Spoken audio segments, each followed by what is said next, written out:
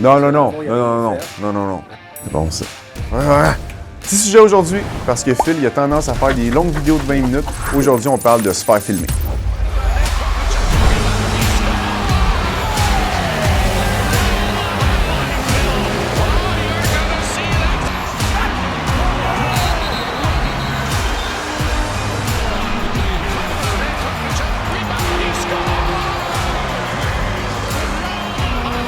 De nos jours, tout le monde a un téléphone dans sa poche. Fait que si pour vous, vous avez une grosse crainte de vous faire filmer, bien, vous n'êtes pas ici à bonne place pour vous faire rassurer parce que je vous apprends que vous êtes filmé en permanence. Principalement, il faut comprendre quelque chose. Oui, il y a une caméra, sauf que peu importe aujourd'hui où est-ce qu'on va, la plupart du temps, il y a toujours une caméra, que ce soit dans une banque, au palais de justice, au centre d'achat, à l'épicerie. Donc, faites-vous déjà l'idée. Vous êtes déjà filmé. N'importe où, on est filmé tout le temps. Si on parle des circuits fermés, donc principalement, c'est là pour protéger l'établissement, protéger les personnes, vous protégez vous. Il faut faire attention, il faut être très irréprochable parce que ça peut certainement se revirer contre vous-même. Le meilleur outil, en fait, ça va être la prévention de ça, puis c'est de s'habituer à ce que ça va nous arriver. Exactement comme qu'on fait aujourd'hui. Fait que là, c'est un cadeau qu'on vous fait, puis je vous explique ça. En réalité, il faut se faire à l'idée, on est de plus en plus filmé, que ce soit dans une intervention ou juste en général. Fait que je pense que c'est important, en fait, de prendre ça en considération, puis justement de ne pas tomber dans le panneau. Que ce soit des gens, en fait, qui sont tout simplement curieux ou qui ont envie de faire le buzz, comme on dit. C'est très important de se rappeler qu'on représente un client, on représente un employeur, puis également pour notre propre personne, c'est important aussi de se respecter, de ne pas se laisser emporter. On l'a tous déjà vu. Là, je parle de vidéos où est-ce qu'on voit soit un policier ou soit un agent de sécurité en pleine intervention. Malheureusement, dans ces situations-là, c'est rarement dans les moments glorieux. C'est souvent quand il y a des mises au sol ou un usage de la force. Premièrement, la première chose, c'est d'être prêt. Le meilleur truc que je peux donner, peu importe à quel moment vous travaillez, de jour, de nuit, de soir, faites-vous à l'idée qu'en ce moment, il y a toujours une caméra qui vous filme. À ce moment-là, vous allez avoir au moins l'intérêt d'avoir un comportement qui est irréprochable dans n'importe quelle situation. Bien évidemment, peut-être que ça vous est déjà arrivé, peut-être que ça va vous arriver en pleine intervention. Vous êtes en train de maîtriser quelqu'un au sol, vous allez vous revirer une fraction de seconde, il va y avoir 2, 3, 4 caméras qui vont vous filmer. Là, c'est important de bien gérer la pression, de continuer à faire ce qu'on a à faire, puis de justement de pas céder à rien. Vous savez ce que vous faites, vous avez été formé pour ça. L'important, c'est de gérer la situation présente, puis par après, on gère le reste. Donc, il y a souvent juste deux types de caméramans dans ces situations-là. On parle du premier type que moi j'appelle le chevalier vertueux, qui va sortir sa caméra durant toute l'intervention, puis qui va venir vraiment à l'interlocuteur, qui va venir voir l'agent de sécurité, puis qui va essayer un petit peu d'alimenter la situation. OK? Ça, on l'a vraiment vu souvent, on lit les commentaires, tout le monde a le même avis. Le deuxième type, c'est souvent en fait un effet de groupe. Il arrive une situation X, il y a une intervention qui se fait, il y a une grande foule qui se fait autour de l'intervention, puis il y en a juste un qui sort son téléphone, puis c'est là que l'effet de groupe embarque, puis on a plein de téléphones qui arrivent.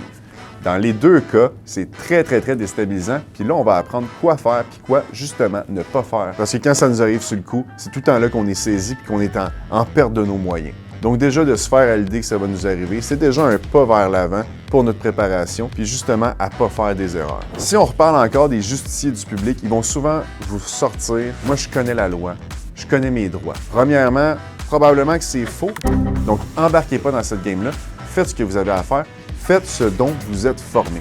Les gens, principalement, ce qu'ils vont vouloir, c'est vous provoquer, puis alimenter un peu. Mais ça sert justement à rien, puis il faut garder son calme, il faut être patient, il faut être très tolérant aussi. Ce qu'il faut éviter à tout prix, c'est justement de venir alimenter la situation.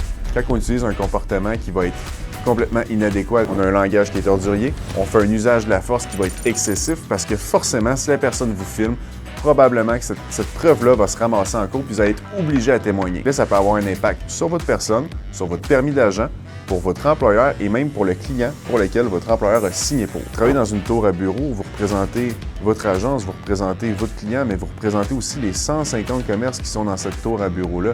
Donc, il y a des gros enjeux, puis c'est pour ça qu'il faut être capable de prendre un pas de recul, puis déjà de se faire à l'idée que, on est tout le temps filmé. Donc, je vous redonne le conseil.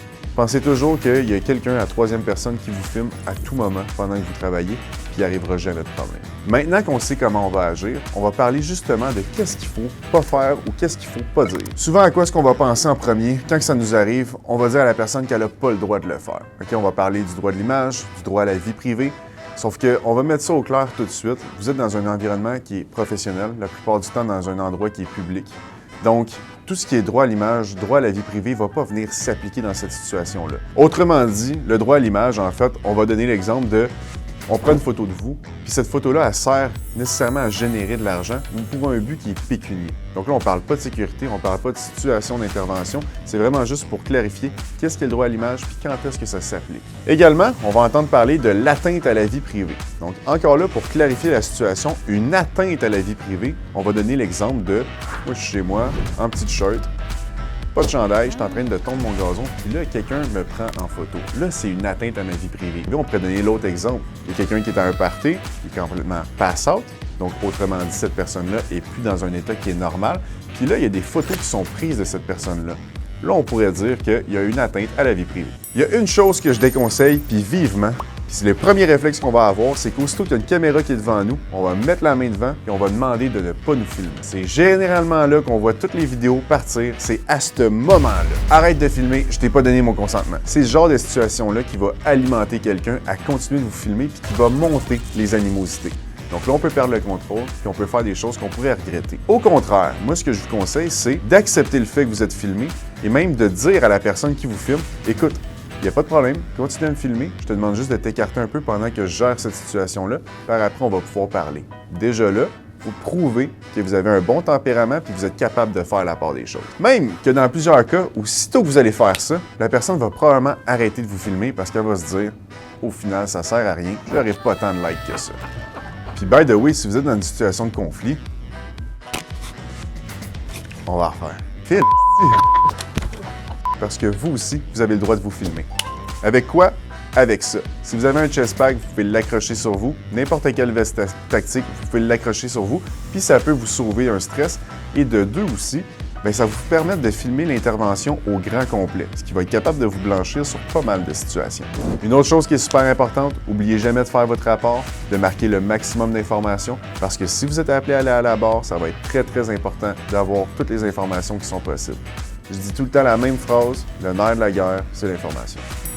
Également, autre chose à ne pas faire si vous travaillez en groupe, c'est demander à un de vos collègues de se placer devant la caméra. Ça, c'est une situation qui va juste envenimer. Puis ça va venir provoquer un deuxième problème. Parce que la personne qui filme va devenir de plus en plus agitée. Elle va vouloir filmer. Votre collègue va essayer de s'interposer encore plus. Puis on peut arriver avec un double conflit, puis une double sortie, soit du commerce où est-ce qu'on est, ou soit de notre événement. Alright la gang, c'est comme ça qu'on termine. J'espère que vous avez appris quelque chose. N'oubliez pas d'aimer la vidéo, de vous abonner, puis on se revoit sur le terrain. C'est bon?